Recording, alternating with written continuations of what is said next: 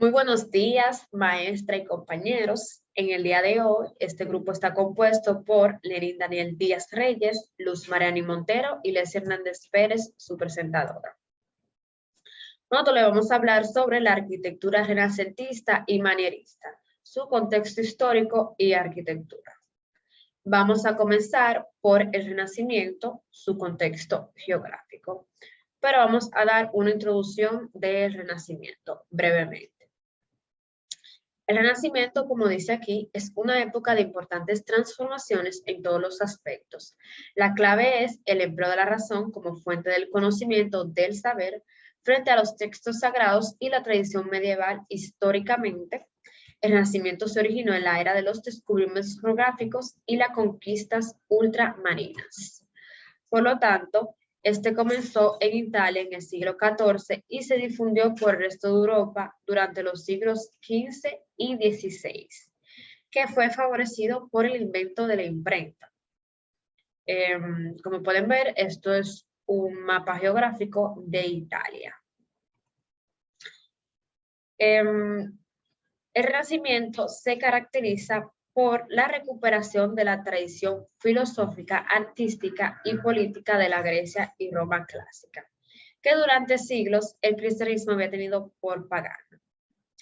El rechazo al dogmatismo cristiano y el inicio de una nueva relación con la naturaleza mediada por la ciencia. Tenían más libertad a expresar lo que ellos pensaban y creían y también habían investigado. También las artes fueron patrocinadas por las altas clases sociales, o sea, ya no solo eran patrocinadas por las iglesias.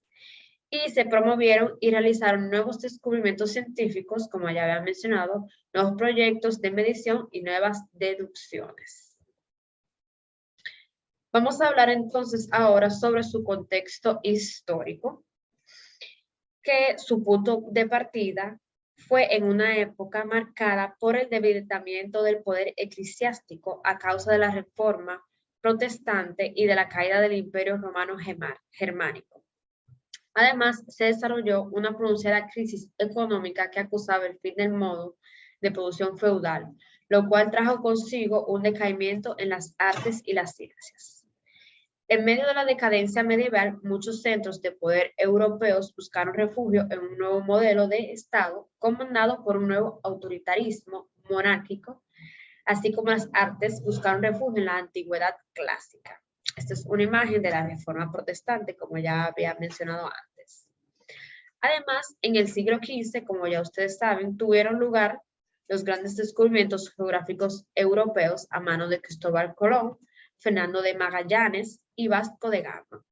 Así se abrieron nuevos mercados y nuevas rutas comerciales, otorgándole cada vez más poder a nueva clase social en ascenso, la burguesía encargados de tender las bases del capitalismo venidero.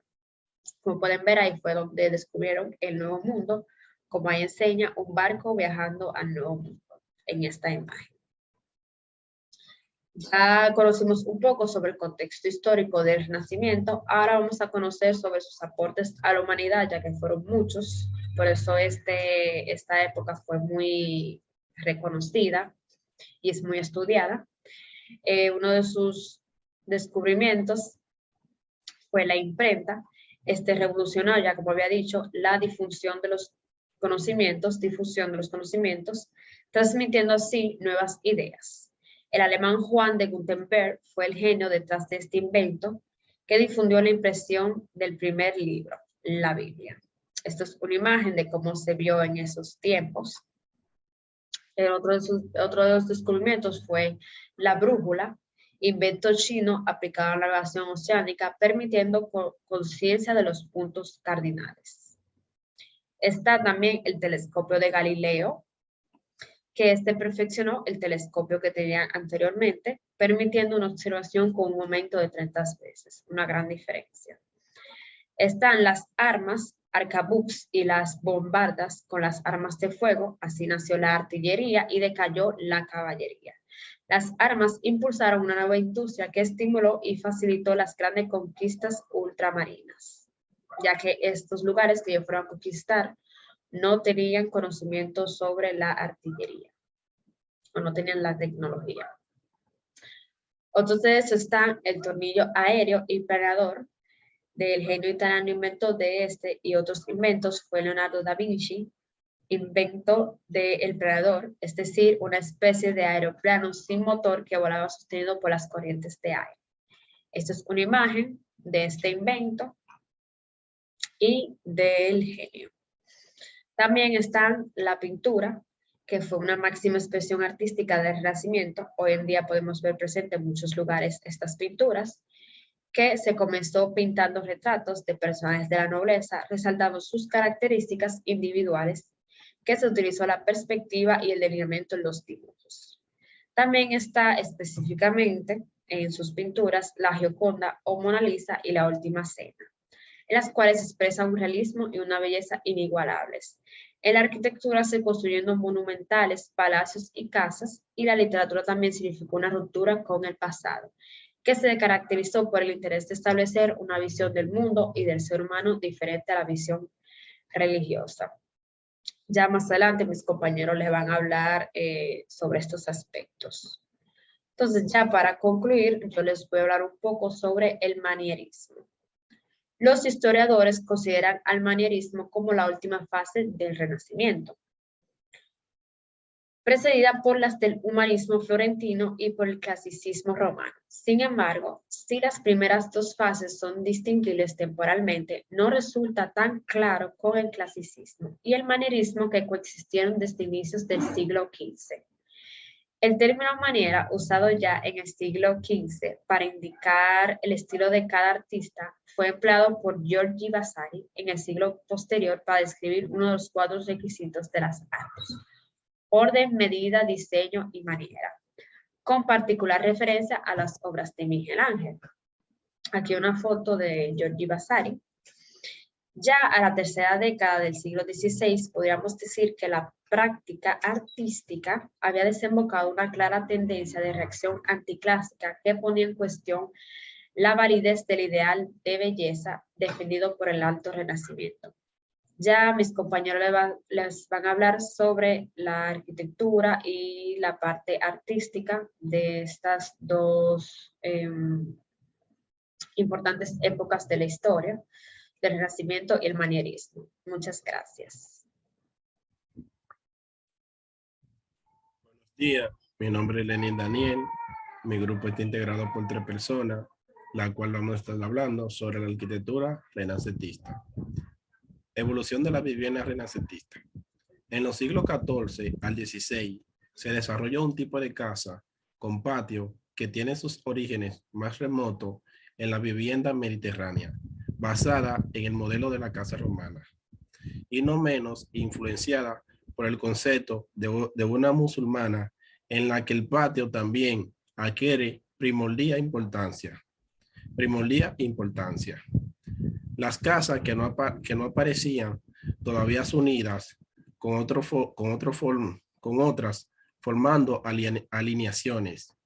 La continuidad de estas se establecía mediante los muros de los huertos de los que cada una estaba dotada, como puede apreciarse en algunas zonas todavía.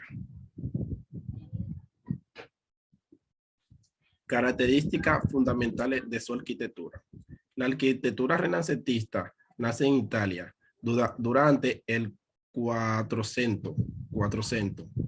Sus características más importantes son deseo de realizar edificios perfectos desde el punto de vista de perfección técnica, basándose en cálculos matemáticos y geométricos para obtener la máxima armonía y proporción. Manifestaciones arquitectónicas religiosas. Catedral de Santa Flores. La catedral fue levantada en el espacio que ocupó la antigua iglesia de Santa Reparata, impulsada su construcción por la magnificencia de las nuevas catedrales de Pisa y Siena.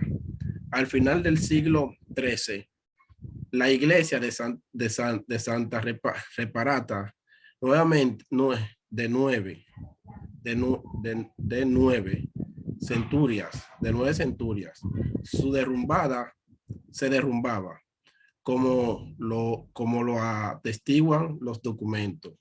Más aún, resultaba demasiado pequeña en un periodo de rápido crecimiento de población. Manifestaciones arquitectónicas funerarias.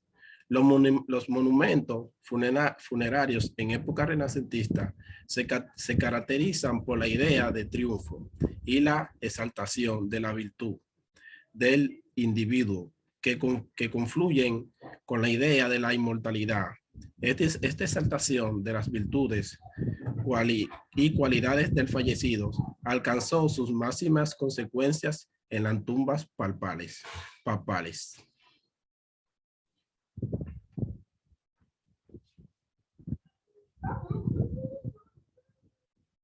Manifestaciones arquitectónicas militares.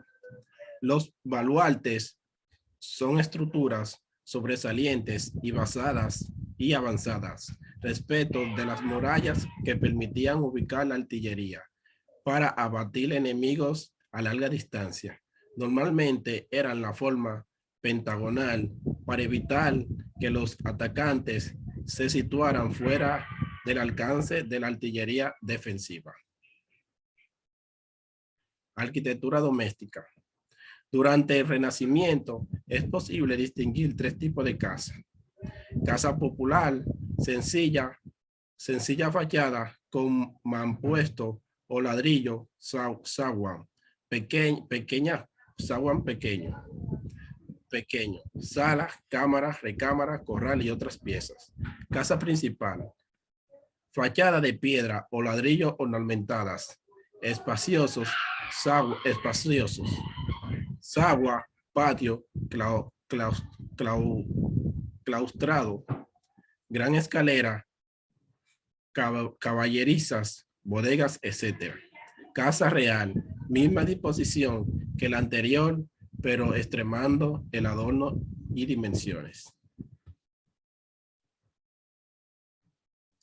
Hasta aquí fue mi exposición.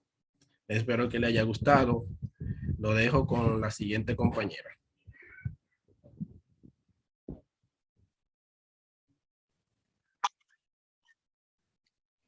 Buenas, como ya es de su conocimiento, el tema a exponer es la arquitectura renacentista y manierista.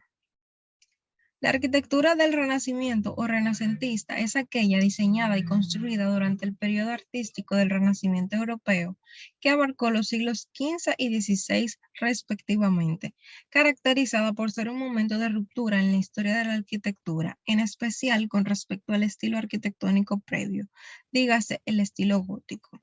Esta busca su inspiración en una interpretación propia del arte clásico, en particular en su vertiente arquitectónica que se consideraba como un modelo perfecto de las bellas artes. La arquitectura renacentista fue transformándose, pasando por el manierismo, un estilo artístico desarrollado a finales del siglo XVI, dígase a finales del periodo renacentista, caracterizado por un progresivo abandono de la proporción de las figuras, así como de la perspectiva espacial, del uso de las líneas claras y definidas y de las expresiones mesuradas y dulces de los personajes renacentistas, donde los artistas se dejan llevar por sus gustos y se alejan de la realidad y tienden a lo irreal y abstracto.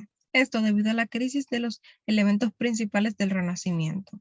Esta transformación desemboca en el barroco y finalmente culmina en el rococó, ambos estilos posteriores a lo que es el Renacimiento. La arquitectura manierista, por su parte, representa esa fase culminante de la arquitectura europea que se desarrolló entre el 1530 y el 1610, es decir, entre el final de la arquitectura renacentista propiamente dicha y el comienzo de la barroca. En lo que me respecta, los temas a abordar en la presente exposición son las obras destacadas, materiales usados, elementos constructivos y ornamentación, así como la pintura y la escultura y el urbanismo de la arquitectura renacentista. La ciudad de Florencia, en Italia, fue el lugar de nacimiento y desarrollo de la arquitectura renacentista, iniciada con Filippo Brunelleschi. Seguido a esto, La arquitectura se extendió a otras ciudades italianas y más adelante por toda Europa, llegando a lugares como Francia, Alemania, España, Inglaterra, Rusia e inclusive a otras partes de Europa en diferentes fechas y con diferentes grados de impacto. Como acabo de decir, la arquitectura renacentista nace en Florencia durante el primer periodo de los siglos XIV y XV propiamente dicha, dígase entre el 1400 y el 1500. Y es en este periodo donde surge no solamente en Italia la arquitectura renacentista propiamente, sino en otras ciudades como Milán, Venecia y Roma, así como fuera de lo que es Italia, como vemos en Francia, España y otras ciudades. En ese orden, las obras destacadas en dichos puntos de referencia donde se desarrolla esta arquitectura, tenemos en Florencia iniciado esta arquitectura con Filippo Brunelleschi, la cúpula de la Catedral de Florencia, la iglesia San Lorenzo y el Palacio Pitti. En Milán encontramos como obra destacada la Cartuja de Pavía, y en Venecia encontramos la iglesia Santa María de los Milagros. En la arquitectura renacentista en Roma, por otra parte, iniciada por Donato di Angelo Bramante da Urbino, encontramos como obra referente el templete de San Pietro in Montorio y la Basílica de San Pedro. En la arquitectura renacentista procedente de Francia encontramos como obra de referencia el castillo de Say-le-Rideau, y en España, por su parte, encontramos el Palacio de Santa Cruz de Valladolid, la Basílica del Escorial y el convento de San Esteban de Salamanca como obras destacadas. La cúpula de la Catedral de Florencia, también conocida como cúpula del Duomo de Florencia. Esta tiene una forma apuntada y está formada por 8 caras o paños ojivales cubiertos con teja de barro rojo y bordeados por 8 nervios de piedra blanca. Toda esta estructura descansa sobre un tambor de forma octogonal perforado por 8 óculos para la iluminación de su interior. Los nervios convergen en un anillo octogonal superior coronado por una linterna, y su interior está constituido por 2 casquetes o domos, uno interior y otro exterior, ambos construidos con ladrillo. El exterior del tambor está revestido con mármoles policromos y con una balaustrada incompleta que solo se construyó en una de sus caras. La planta basilical de esta edificación, por su parte, posee forma de cruz latina y consta de una nave central muy alta y ancha y dos laterales menores, ambas construidas en mármol y ladrillo. Por otro lado tenemos la iglesia San Lorenzo, también referencia arquitectónica de Florencia, representativas del mismo arquitecto, dígase Filippo Brunelleschi. Esta basílica o iglesia es una edificación de culto católico ubicado en Florencia, en la plaza de San Lorenzo, construida en mármol y piedra. Posee una planta de cruz con capillas adosadas a sus lados y 3 naves longitudinales, así como una techumbre adintelada. El uso de elementos existentes en dicha edificación son los arcos de medio punto y los capiteles compuestos y un entablamento corrido acalanado, así como bicromía. También tenemos el Palacio Pitti, referente al mismo lugar. Es un palacio renacentista situado en la ribera sur del río Arno, a corta distancia del Ponte Vecchio o Puente Viejo. Es una enorme construcción renacentista de sillería cuyos bloques forman el almohadillado rústico característico de la edificación, inspirado en los antiguos edificios romanos. Su arquitectura es simple y severa, a la vez que monumental y masiva. La planta del palacio es centralizada, ya que todo el palacio gira en torno al patio central, que tiene una forma rectangular, donde se pueden apreciar arcos de medio punto, el almohadillado, los frontones en los vanos y las columnas adosadas al muro, de orden dórico en la primera planta, de orden jónico en la segunda y de un orden corintio en la tercera. Actualmente es un complejo museístico que consta de una galería palatina de apartamentos reales, una galería de arte moderna, un museo de la porcelana, una galería de trajes y un museo de carruajes. En Milán, por su parte, encontramos como obra arquitectónica de referencia, iniciada por Giovanni Antonio Amedeo, la Cartuja de Pavía. Este es un monasterio italiano situado al norte de la ciudad de Pavía, en Lombardía, con una planta en forma de cruz latina que consta de 3 naves, una central y dos laterales y un transepto, cubiertas por bóvedas de crucería con decoraciones de figuras geométricas de cielos estrellados y figuras de santos y cartujos. El transepto y la capilla principal acaban con capillas de plano cuadrado con ábsides menores y circulares en 3 lados. Su fachada es famosa por la exuberante decoración que posee, decorada a toda su superficie con relieves, mármoles y estatuas, así como esculturas exentas con ricos adornos, con distintas texturas y con complicados juegos lumínicos. En Venecia encontramos como obra arquitectónica de referencia la iglesia Santa María de los Milagros. Este es un templo católico de estilo renacentista edificado en ladrillo y mármol, blanco y rosa, que consta de columnas falsas en sus paredes en la parte alta de la fachada semicircular. Su planta tiene una forma rectangular y en su interior cuenta con una única nave con bóveda de cañón, así como el dominio de una escalera que llega al altar principal totalmente adornada por estatuas, mientras que la bóveda se divide en 50 artesonados decorados con las caras de los profetas. Por su parte, en Roma encontramos como obra arquitectónica destacada de referencia el templete de San Pietro in Montorio, un convento de franciscanos españoles en Roma, construido en granito, mármol y travertino. El travertino es una especie de roca sedimentada de uso ornamental, tanto para el interior como para el exterior. Esto con acabados de estuco, que es una pasta de grano fino y compuesta de cal apagada, mármol pulverizado, yeso y pigmentos naturales. Y por su parte también es un revoco. Este es un revestimiento exterior e interior formado por un mortero de cal, cemento y tierra. Esta edificación en general es de planta circular y consta de una cela o naos, que es una cámara pequeña interior o habitáculo principal. Está formada por 16 columnas perípteras de orden dórico que sostienen el entablamento, que a su vez posee friso de triglifos y metopas coronados por una balaustrada. También encontramos la Basílica de San Pedro, un templo católico situado en la Ciudad del Vaticano, una edificación a base de ladrillo. Su planta es de forma de cruz griega inscrita en un cuadrado y cubierta por 5 cúpulas, la central de mucho mayor tamaño y apoyada en 4 grandes pilares. Esta está inspirada en la del Panteón de Agripa y se sitúa sobre el crucero y las 3 estantes en sus ángulos.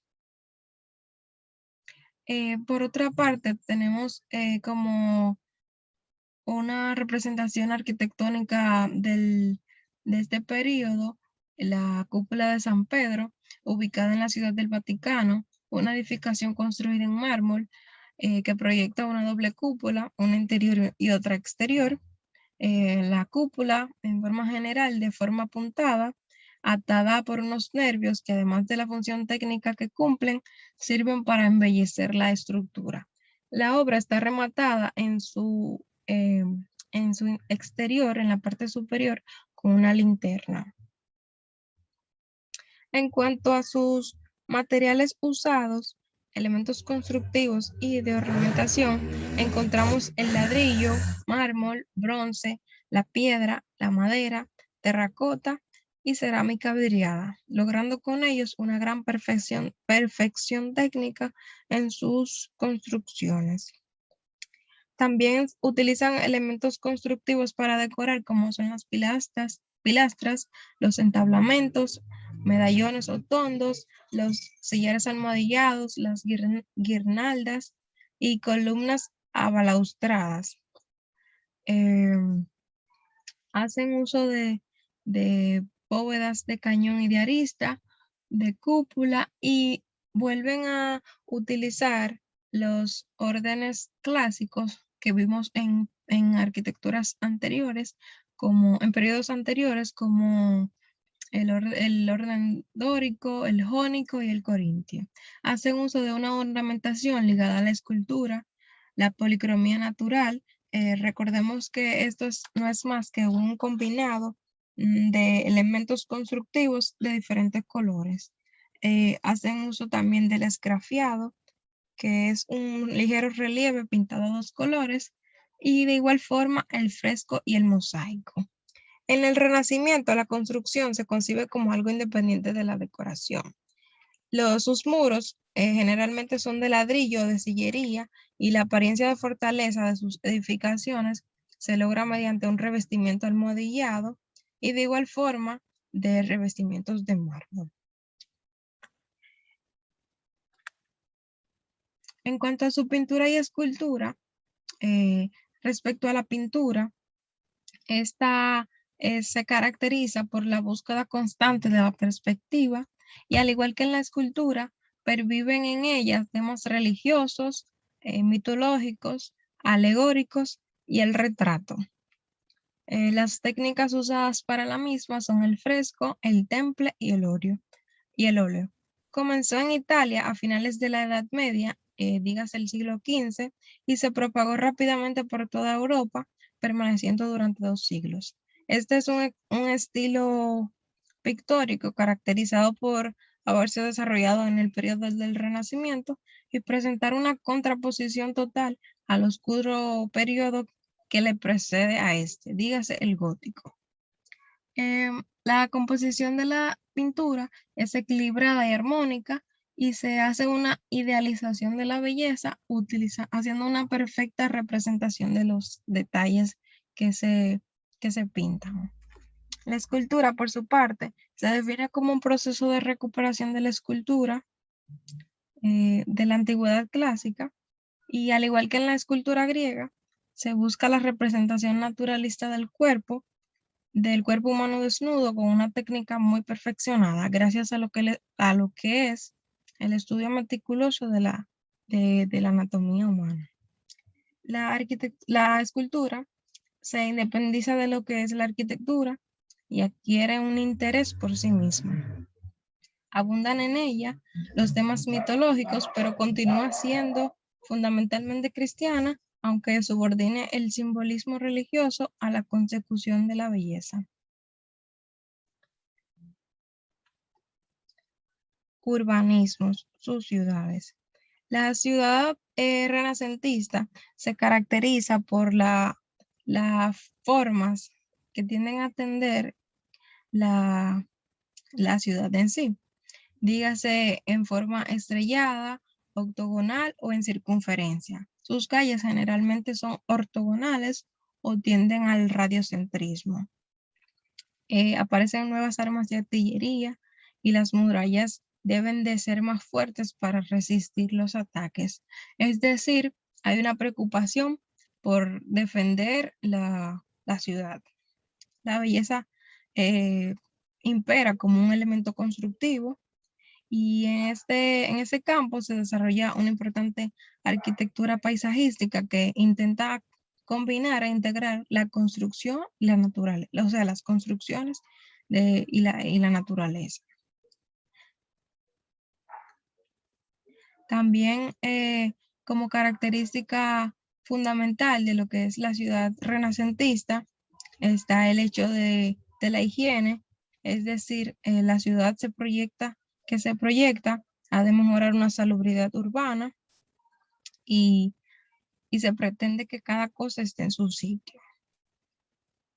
Se construyen pocas ciudades de manera general, pero las que se hacen con un fin o motivo, como razones militares, religiosas y accidentes naturales.